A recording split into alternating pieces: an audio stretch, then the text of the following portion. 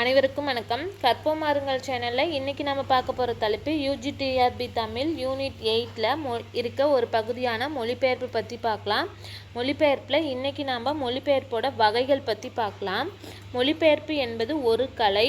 அதை மொழிபெயர்ப்பு என்று குறிப்பதை விட மொழி ஆக்கம் என்று குறிப்பதே சிறந்தது அப்படின்னு சொல்லியிருக்காங்க. மொழிபெயர்ப்பு அப்படிங்கிறத மொழிபெயர்ப்புன்னு சொல்லாமல் மொழியின் ஆக்கம் அப்படின்னு சொல்கிறதே சிறந்தது அப்படிங்கிறது ஒரு சிலரோட கருத்து. அடுத்தது, மொழிபெயர்ப்பு பணியை கைக்கொள்ளுகின்ற விதத்தை பொறுத்து அதனை வகைப்படுத்தலாம். மொழிபெயர்ப்பை எப்படி வகைப்படுத்தலாம் அப்படின்னா, அதை நம்ம எப்படி கையாளுறோம் அப்படிங்கிற விதத்தை வச்சு நம்ம வகைப்படுத்தலாம் அப்படின்னு சொல்லியிருக்காங்க. அதாவது எந்த முறையில் மொழிபெயர்ப்பு செய்கின்றோமோ அதன் அடிப்படையில் வகைப்படுத்துவது நலம் பயக்கும். எந்த முறையை அடிப்படையாக வச்சு நம்ம மொழிபெயர்ப்பு செய்கிறோமோ அதை அடிப்படையாக வச்சு அதுக்கு பேர் சொல்லலாம் அப்படின்னு சொல்லியிருக்காங்க. அதில் ஃபர்ஸ்ட் ஒன் வந்து சொல்லுக்கு சொல் பெயர்த்தல், விரிவான மொழிபெயர்ப்பு. செகண்ட் ஒன் விரிவான மொழிபெயர்ப்பு. தேர்ட் ஒன் முழுமையான அல்லது சரியான மொழிபெயர்ப்பு. 4 சுருக்கம், 5 தழுவல், 6 மொழியாக்கம். 6 வகையாக மொழிபெயர்ப்பை வகைப்படுத்தியிருக்காங்க. ஃபர்ஸ்ட் ஒன் சொல்லுக்கு சொல் மொழிபெயர்த்தல், விரிவான மொழிபெயர்ப்பு, முழுமையான அல்லது சரியான மொழிபெயர்ப்பு, சுருக்கம், தழுவல், மொழியாக்கம் அப்படின்னு சொல்லி 6 வகையாக மொழிபெயர்த்திருக்காங்க. ஃபஸ்ட்டு சொல்லுக்கு சொல் பெயர்த்தல் அப்படின்னு என்னென்னா, மூல மொழியில் உள்ள சொல்லுக்கு இணையான மாற்று மொழி சொல்லால் பெயர்க்கும் முறையை தான் சொல்லுக்கு சொல் பெயர்த்தல் என்கிறோம். மூல மொழியில் இருக்கிற சொல்லுக்கு இணையான ஒரு மற்றொரு மொழி சொல்ல உருவாக்குறது தான் சொல்லுக்கு சொல் பெயர்த்தல் அப்படின்னு சொல்லியிருக்காங்க. இம்முறையை கடைபிடித்து அமைக்கப்படுகின்ற மொழிபெயர்ப்பு எல்லா சமயங்களிலும் சரியான மொழிபெயர்ப்பாக அமையுமா என்று சொன்னால் அமையாது என்று தான் கூற வேணும். இப்போ தமிழ் மொழியில் இருக்க ஒரு சொல்ல ஆங்கிலத்தில் மொழிபெயர்க்கும் போது அது சரியாதான் அமையும் அப்படின்னு நம்மளால் கூற முடியாது அப்படின்னு சொல்லியிருக்காங்க. எடுத்துக்காட்டாக பாரதிதாசனின் கவிதை நூலான அழகின் சிரிப்பு என்பதை ஸ்மைல் ஆஃப் பியூட்டி என்று ஆங்கிலத்தில் மொழிபெயர்க்கலாம். அழகின் சிரிப்பு அப்படிங்கிற நூலை ஸ்மைல் ஆஃப் பியூட்டி அப்படின்னு சொல்லி ஆங்கிலத்தில் மொழிபெயர்க்கலாம். இப்படி மொழிபெயர்க்கிறனால மொழிபெயர்ப்பு ஒன்றும் கெட்டு போயிடாது. இம்முறை மரபு சொற்றொடர்களை மொழிபெயர்க்க புகும்போது ஒரு தடையாக அமைகின்ற நிலையையும் காண்கிறோம். இப்போ வார்த்தைகளாக மொழிபெயர்க்கும் போது எந்த பிரச்சனையும் வரதில்லை. அதுவே ஒரு மரபு சொற்றொடராக இருந்து அதை நம்ம மொழிபெயர்க்க போகிறோம் அப்படின்னா அதில் கண்டிப்பாக ஒரு தடை ஏற்படும் அப்படின்னு சொல்லியிருக்காங்க. அதை வந்து மா. சண்முக சுப்பிரமணியம் மொழிபெயர்ப்பும் மொழியாக்கமும் அப்படிங்கிற நூலில் விரிவாக சொல்லியிருக்காரு. மா. சண்முக சுப்பிரமணியம் மொழிபெயர்ப்பும் மொழி ஆக்கமும். சொல்லுக்கு சொல் மொழிபெயர்த்தல் அப்படிங்கிறதுல மரபு சொற்றொடரை நம்ம மொழிபெயர்க்கும் போது அது ஒரு தடையாக அமையுது அப்படின்னு சொல்லியிருக்காங்க. அடுத்தது, ஆங்கில மரபு சொற்றொடர் கொண்ட வாக்கியமான ஹீ கிக்டு த பக்கெட் என்பதை அவன் வாளியை எட்டி உதைத்தான் என்று சொல்லுக்கு சொல் பெயர்த்தல். இப்போ ஹீ கிக்டு த பக்கெட் அப்படின்னா வாளியை எட்டி உதைச்சான் அப்படிங்கிறத நம்ம பொருள் கொள்கிறோம். ஆனால் அம்மரபு சொல் குறிக்கின்ற அல்லது தருகின்ற உணர்வு கிடைப்பதில்லை. அது நார்மலாக ஒரு வார்த்தையாக இருக்கும்போது வாளியை எட்டி உதைத்தான் அப்படிங்கிறது ஓகேவாக இருக்குது. அதுவே அது ஒரு மரபு சொற்றொடராக இருக்கும்போது அவன் இறந்து போனான் அப்படிங்கிறத குறிக்கிறதா அமையும் அப்படின்னு சொல்லியிருக்காங்க. ஹீ கிக்டு த பக்கெட் அப்படிங்கிறது நார்மலாக ஒரு சொல்லாக இருக்கும்போது வாளியை எட்டி உதைத்தான் அப்படின்னும், ஒரு மரபு சொற்றொடராக இருக்கும்போது அவன் இறந்து போனான் அப்படின்னும் மொழிபெயர்க்கும் போது மாற்றம் ஏற்படுது. அதனால மூல வாக்கியத்தோட கருத்தை குறிக்கிறதாகவும் அமைஞ்சிருக்கு அப்படின்னு சொல்லியிருக்காங்க. இப்படி மாறி மாறி அமைஞ்சாலும் இது மொழிபெயர்ப்போட ஒரு வகை தான் சொல்லுக்குள் சொல் மொழிபெயர்த்தல் அப்படின்னு சொல்லியிருக்காங்க. அடுத்தது, ரெண்டாவதாக விரிவான மொழிபெயர்ப்பு. மூல மொழி நூலின் செய்தியை விட அதிகமான செய்திகளை இப்பெயர்ப்பு நூலிற்கு ஏற்றவாறு கூறுகின்றதை தான் விரிவான மொழிபெயர்ப்பு. மூல நூலில் இருக்க செய்திகளை சொல்கிறத விட அதிகமான செய்திகளை தர்றது தான் வந்து விரிவான மொழிபெயர்ப்பு அப்படின்னு சொல்லியிருக்காங்க. இம்முறையில் சில மொழிபெயர்ப்பு நூல்களில் தேவையற்ற செய்திகளை சேர்க்கின்ற நிலையை காண முடிகிறது. இந்த மாதிரியான முறையில் வந்துட்டு நிறைய தேவையற்ற செய்திகள் இடம்பெறுது அப்படின்னு சொல்லியிருக்காங்க. அடுத்ததான், அபிநயங்களை மட்டுமே கூறும் இந்நூலுக்கு முற்சேர்ப்பாகவும் பிற்சேர்ப்பாகவும் பல இன்றியமையா செய்திகள் மகாபாரத சூடாமணி எனும் நூலில் இருந்து தேர்ந்தெடுத்து கூறப்பட்டுள்ளன. அதாவது நடனங்களில் அபிநயங்களை மட்டும் சொல்கிற ஒரு நூலில் முற்சேர்ப்பு பிற்சேர்ப்பு பல இன்றியமையாத செய்திகள்லாம் இடம்பெற்றுதான் மகாபாரத சூடாமணி அப்படிங்கிற நூல் வந்து தேர்ந்தெடுத்து சொல்லப்படுது. அதுக்கு அபிநய தர்ப்பணம் என்ற நாட்டிய கலை மொழிபெயர்ப்பு நூலின் முகவுரை கூற்று சான்றாக அமைக்கிறது.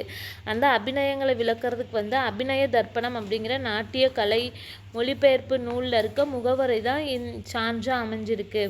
முற்சேர்ப்பு பிற்சேர்ப்புலாம் இந்த மகாபாரத சூடாமணி அப்படிங்கிற நூலில் இடம்பெற்றிருக்கிறது அப்படிங்கிறதுக்கு அபிநய தர்ப்பணம் அப்படிங்கிற மொழிபெயர்ப்பு நூலோட முகவரை தான் சான்றாக இருக்குது அப்படின்னு சொல்லியிருக்காங்க. அடுத்ததாக VSV ராகவன் எழுதிய மெகஸ்தனிஸ் எனும் நூலில் கூட இந்நூலில் வரும் வரலாற்று தொடர்பான பகுதிகளுக்கு வரலாற்றில் புகழ்மிக்க பலருடைய நூல்களிலிருந்து ஆங்காங்கே மேற்கோள்கள் காட்டப்பட்டுள்ளன சொல்லியிருக்காங்க. அதாவது இந்த மெகஸ்தனிஸ் அப்படிங்கிற நூலில் வரலாற்று தொடர்பான பகுதிகளுக்கு வரலாற்றில் புகழ்மிக்க பலரோட நூல்கள்லேருந்து மேற்கோள் காட்டியிருக்காங்க. இந்த மெகஸ்தனிஸ் அப்படிங்கிற நூல் எழுதினவங்க யாருன்னா VSV ராகவன்.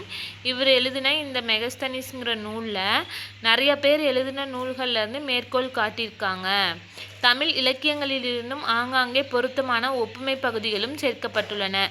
வரலாறு மட்டும் இல்லாமல் தமிழ் இலக்கியங்கள்ல இருந்தும் நிறையா அது சம்பந்தமான நூல்கள் கருத்துக்கள் சேர்க்கப்பட்டிருக்கு அப்படின்னு சொல்லியிருக்காங்க. எடுத்துக்காட்டாக காரியாற்று கொண்ட காவல் வெண்குடை என்று மணிமேகலை சிறைக்கோட்ட பகுதியில் 126வது வரியில் காரி நாட்டினை பற்றி கூறுகின்றது. இப்போ எடுத்துக்காட்டாக இலக்கியங்களில் சொன்னாங்களே, அந்த இலக்கியங்கள்லையே மணிமேகலையில் சிறைக்கோட்ட பகுதி இருக்கு இல்லையா, அதில் காரியாற்று கொண்ட காவல் வெண்குடை அப்படிங்கிற வரி இடம்பெற்றிருக்கு. இது காரி நாட்டோட சிறப்பை பற்றி சொல்லியிருக்கு அப்படின்னு சொல்லியிருக்காங்க. அடுத்தது காவிரி நதி ஓடிய நாடே காவிரி நாடு என்றும் அதன் தலைநகரம் காவிரி பூம்பட்டினம் என்றும் வழங்கப்பட்டு வந்தது. அதுக்கு பாடல் வரி வான் பொய்ப்பினும் தான் பொய்யா மலைதலைய கடற்காவிரி அப்படின்னு பட்டினப்பாலை பாடல் வரியும் காவிரி புறக்கு நாடு கிளவோனே என்று பொருநராற்றுப்படை பாடல் வரியும் எடுத்துக்காட்டாக அமைஞ்சிருக்கு. அதாவது காவிரி நதி ஓடிய நாடு தான் காவிரி நாடு, அதோட தலைநகரம் தான் காவிரி பூம்பட்டினம். இதுக்கான உதாரணம் பட்டினப்பாலை பொருநராற்றுப்படை பாடல் வரிகளில் இடம்பெற்றிருக்கு அப்படின்னு சொல்லியிருக்காங்க. அடுத்து முழுமையான அல்லது சரியான மொழிபெயர்ப்பு என்றால் ஒரு மொழியில் அமைந்துள்ள கருத்தினை முழுமையாக இன்னொரு மொழியினருக்கு மாற்றி அமைக்கின்ற பணியினை தான் குறிப்பிடுதல் உண்டு. இப்போ மூணாவதாக முழுமையான அல்லது சரியான மொழிபெயர்ப்பு பற்றி பார்க்கலாம். அதில் மொழியில் அமைஞ்சிருக்க கருத்தை ஒரு மொழியில் இருக்க நூலில் இருக்க கருத்தை முழுமையாக மற்றொரு மொழிக்கு மாற்றி அமைக்கிறத பற்றி சொல்லியிருக்காங்க. ஃபஸ்ட்டு சொல்லுக்குள் சொல் பெயர்த்தல், ரெண்டாவதாக விரிவான மொழிபெயர்ப்பு, மூன்றாவதாக முழுமையான அல்லது சரியான மொழிபெயர்ப்புன்னு சொல்லியிருக்காங்க. அந்த முழுமையான அல்லது சரியான மொழிபெயர்ப்புக்கு எடுத்துக்காட்டு ஜேம்ஸ் ஆலன் எனும் ஆங்கில அறிஞரின் ஆஸ் எ மேன் தின்கத் என்ற நூலை தமிழில் மனம் போல் வாழ்வு என்று விடுதலை தியாகி வ.உ.சி. அவர்கள் பெயர்த்துள்ளது தான் சான்று. முழுமையான மொழிபெயர்ப்புக்கு சான்று எதுனா ஜேம்ஸ் ஆலனோட ஆஸ் எ மேன் தின்கத் அப்படிங்கிற நூலை வ.உ.சி. அவர்கள் மனம் போல் வாழ்வு அப்படின்னு சொல்லி மொழிபெயர்த்திருக்காங்க.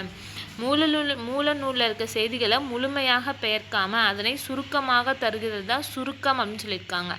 4வது வகை மொழிபெயர்ப்பு பேர் என்னென்னா சுருக்கம்.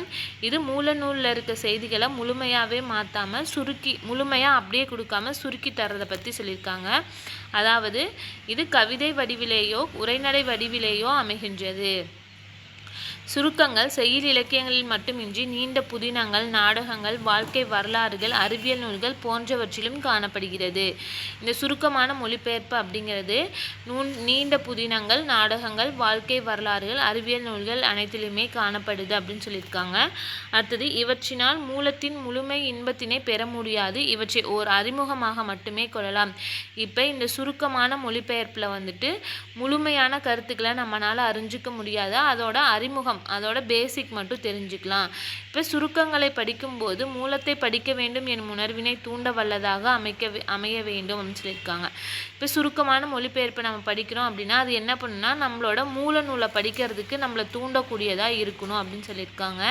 அடுத்தது காலம் மிக மிக குறுகியது என்னும் தலைப்பில் திருவை சாம்பசிவம் அவர்கள் ஆல்பர்ட் ஐன்ஸ்டீனின் அறிவியல் எண்ணங்களை படித்து உணர வேண்டும் என்ற ஆர்வத்தை மொழிபெயர்ப்பின் மூலமாக தூண்டுகிறார். அதாவது திருவை சாம்பசிவம் அப்படிங்கிறவர் காலம் மிக மிக குறுகியது அப்படிங்கிற ஒரு நூல் எழுதியிருக்காரு. அதில் என்ன இருக்குன்னா ஆல்பர்ட் ஐன்ஸ்டீனோட அறிவியல் எண்ணங்கள் அனைத்துமே சுருக்கி கொடுத்துருக்காரு. அதை நம்ம படிக்கிற மூலமாக ஐன்ஸ்டீனோட அனைத்து அறிவியல் கருத்துக்களையும் நம்ம படிக்கணும் அப்படிங்கிற ஆர்வத்தை தூண்டுற மாதிரி இருக்குது அப்படின்னு சொல்லியிருக்காங்க. அடுத்தது நம்ம பார்க்க போகிறது தழுவல்கள். மொழிபெயர்ப்பை பொறுத்த அளவில் தழுவல்கள் தான் ஆரம்ப காலத்தில் ஆதிக்கம் செலுத்தியிருந்தது. மொழிபெயர்ப்பை எடுத்துக்கிட்டோம் அப்படின்னா தழுவல் நூல்கள் தான் அதிக அளவில் இருந்திருக்கு அந்த காலத்தில். எடுத்துக்காட்டாக கம்பராமாயணம் சொல்லியிருக்காங்க. இவ்வகையில் மூல நூலாசிரியனை விட மொழிபெயர்ப்பாளரின் புலமையே மிகுதி. இப்போ கம்பராமாயணத்தை வடமொழியில் எழுதினவரை விட நம்ம தமிழில் எழுதின கம்பர் தான் ரொம்ப சிறப்பு பெற்றிருக்கார் இல்லையா? அந்த மாதிரி தான் மூல நூலாசிரியனை விட மொழிபெயர்ப்பாளரோட புலமை தான் இங்கே மிகுதியாக இருந்திருக்கு அப்படின்னு சொல்லியிருக்காங்க. மூலத்தை தேவைக்கேற்ப விருப்பிற்கேற்ப மாற்றக்கூடிய வாய்ப்புகள் உள்ளமையாலும் நூலாசிரியரை விட மொழிபெயர்ப்பாளரை முன் நிற்கிறார். மூலத்தை மூல நூலை தேவைக்கேற்பவும் விருப்பத்திற்கேற்பவும் மாற்றக்கூடிய வாய்ப்பு யாருக்கு இருக்குன்னா அதை தழுவி எழுதுகிற ஆசிரியருக்கு இருக்குது. அப்படிங்கிறனால அவங்களோட கருத்துக்களை அங்கே எழுதுறதுக்கு வாய்ப்புகள் இருக்குது அப்படின்னு சொல்லியிருக்காங்க.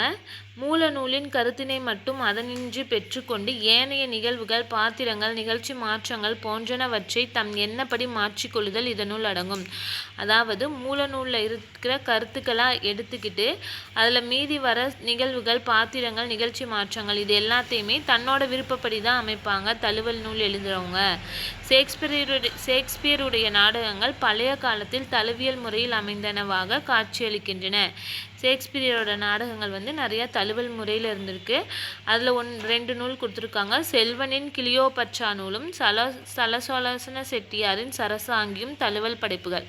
இது ரெண்டுமே ஷேக்ஸ்பியரோட நாடகங்களை தழுவி எழுதினது. செல்வனின் கிளியோபட்ரா நூலும் சலசலோசன செட்டியாரின் சரசாங்கியும். முதலாவது நூலில் கிளியோபட்ராவின் வாழ்க்கை கற்பனை கண்ணோட்டத்தோடும் ஷேக்ஸ்பியரின் உதவியோடும் படைக்கப்பட்டுள்ளது. கிளியோபட்ராவோட வாழ்க்கை வரலாறு இவரே கற்பனையாக எழுதிட்டு அதை ஷேக்ஸ்பியரோட நூலை உதவிக்கு மட்டும் பயன்படுத்தியிருக்காங்க அப்படின்னு சொல்லியிருக்காங்க.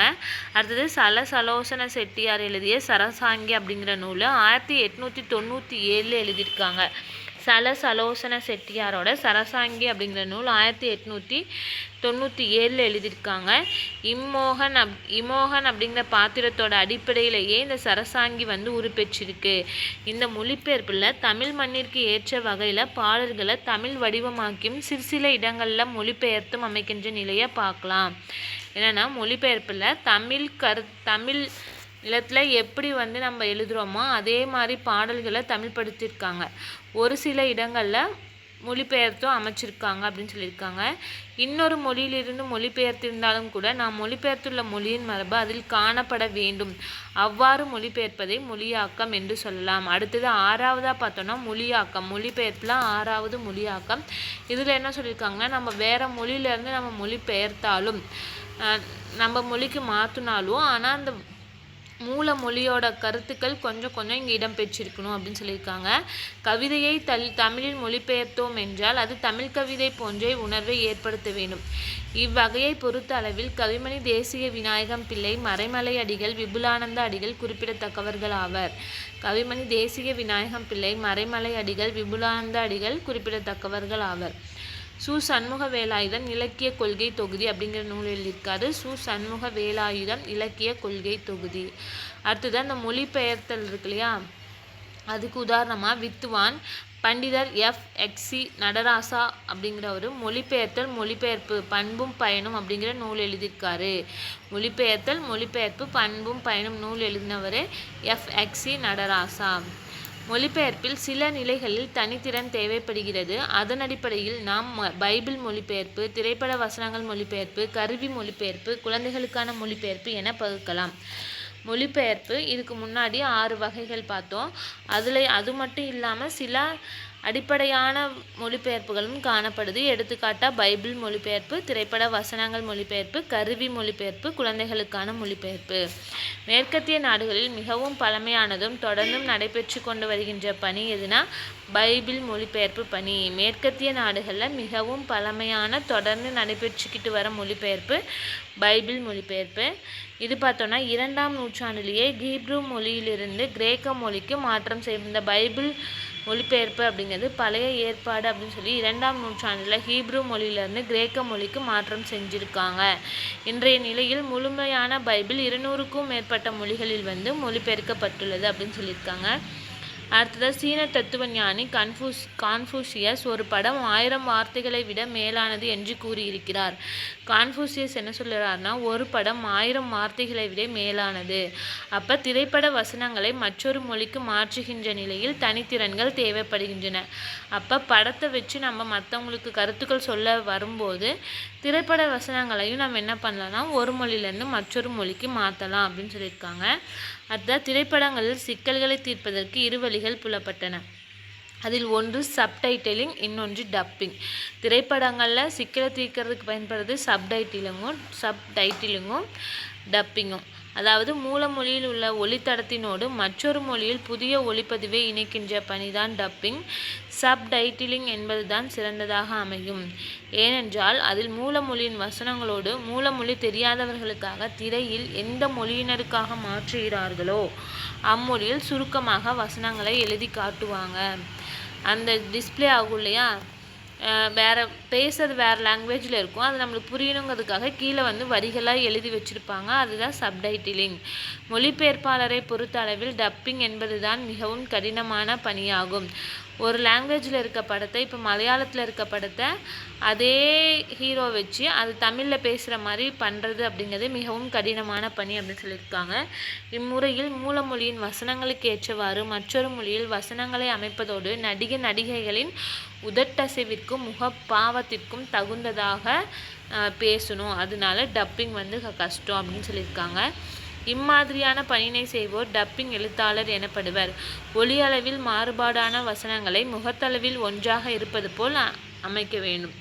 சவுண்டெல்லாம் எப்படி இருக்கணும்னா அவங்க பேசுகிற அந்த முகத்தோட ஒன்றி இருக்கணும், முக அசைவோட ஒன்றி இருக்கணும் அப்படின்னு சொல்லியிருக்காங்க. அறிவியல் கருத்துக்களை ஒரு மொழியிலிருந்து இயந்திரத்தோட உதவியோட மற்றொரு மொழிக்கு மொழிபெயர்க்கின்ற பணி இப்போ நடந்துட்டுருக்கு. இயந்திர முறையிலேயே மொழிபெயர்ப்பை அமைப்பது அப்படிங்கிறது கொஞ்சம் கடினமான விஷயம்தான். இயந்திர மொழிபெயர்ப்பில் மொழியியல் செய்திகளை எண் வடிவங்களாக மாற்றணும். இயந்திர மொழிபெயர்ப்பு நடக்கும்போது ஃபஸ்ட்டு மொழியியல் செய்தி எண் வடிவமாக மாற்றணும். அப்பணியை மின் அணு இயல் எண் கணிப்பான் செய்யும். அந்த எண் வடிவங்களாக மாற்றுற பணியை மின் அணு இயல் அப்படிங்கிற எண் கணிப்பான் செய்யும். இயந்திர மொழிபெயர்ப்பாளர் ஒரு குறியீட்டிற்கு பதிலாக இன்னொரு குறியீட்டை பயன்படுத்த தொடங்கினார். நாம் வார்த்தைக்கு வார்த்தை மொழிபெயர்க்கின்ற பணியை போன்றது.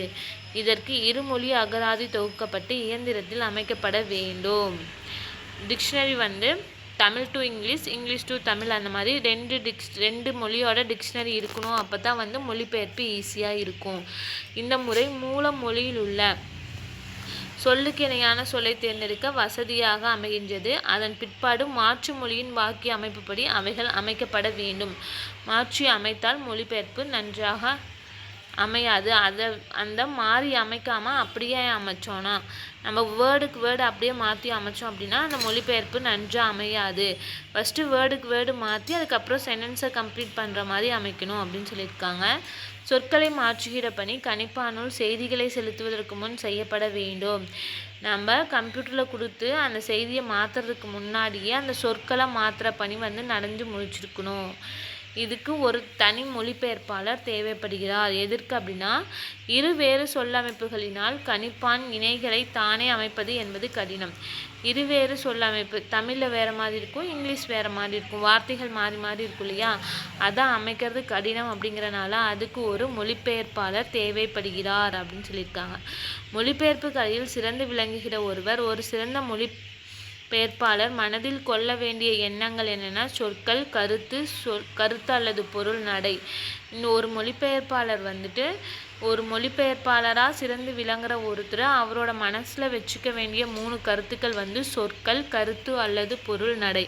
இதை முக்கியமாக மனசில் வச்சுக்கணும் அப்படின்னு சொல்லியிருக்காங்க.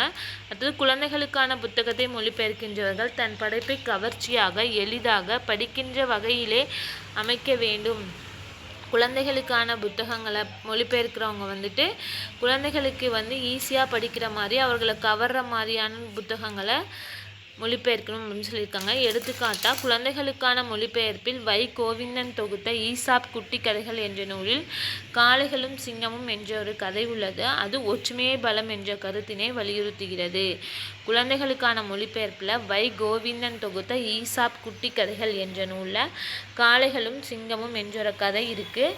இது வந்து ஒற்றுமையே பலம் அப்படிங்கிற கருத்தை வந்து வலியுறுத்துறதா அமைஞ்சிருக்கு. இன்றைக்கி நம்ம வந்து மொழிபெயர்ப்போட வகைகள் பற்றி பார்த்துருக்கோம். நாளைக்கு மொழிபெயர்ப்புகள் பற்றி அடுத்த பகுதி பார்க்கலாம். நன்றி, வணக்கம்.